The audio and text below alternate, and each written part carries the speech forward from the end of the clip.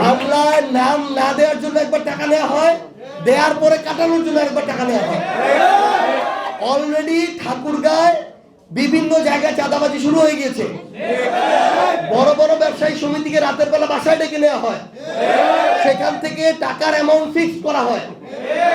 এগুলো যদি চলে, এগুলোর জন্য তো এই নতুন করে এত মানুষ জীবন দেয়নি, রক্ত দেয়নি।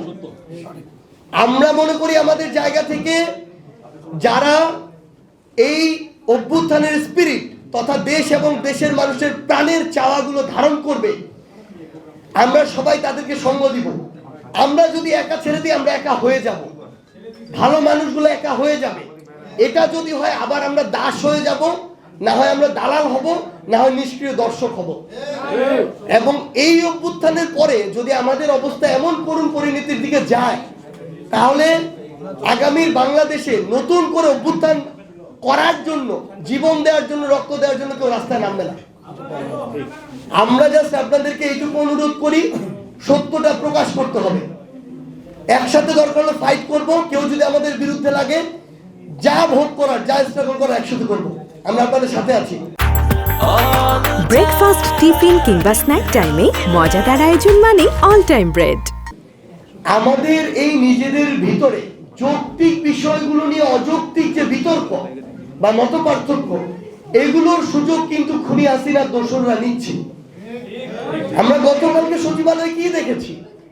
সচিবালয়ের এত বড় একটা বিল্ডিং এ এক রুমে আগুন জ্বলছে, আরেক রুমে আগুন জ্বলছে, মধ্যবর্তী পার্থক্য 100 মিটার। এটা কিভাবে সম্ভব?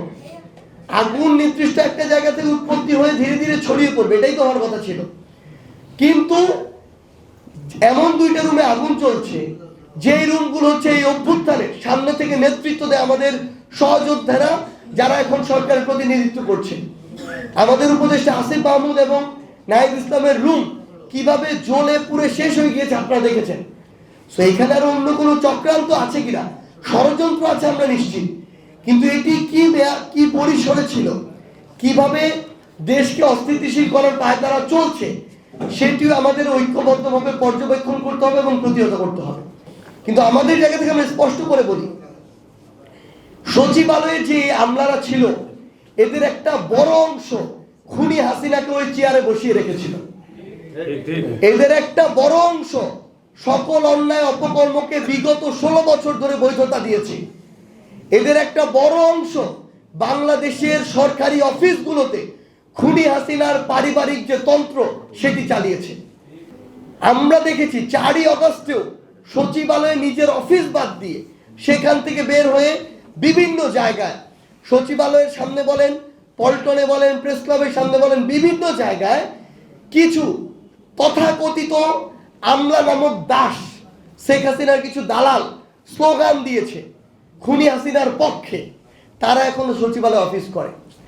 তো তারা যখন 4 আগস্টে এই কাজ করে সচিবালয়ে অফিস করে, আপনার সচিবালয় নিরাপদ কিভাবে থাকবে?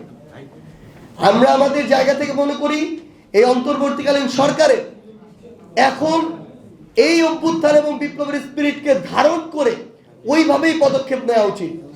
এখানে হয় সাদা না হয় কালো, মধ্যবর্তী কোনো জায়গা নাই।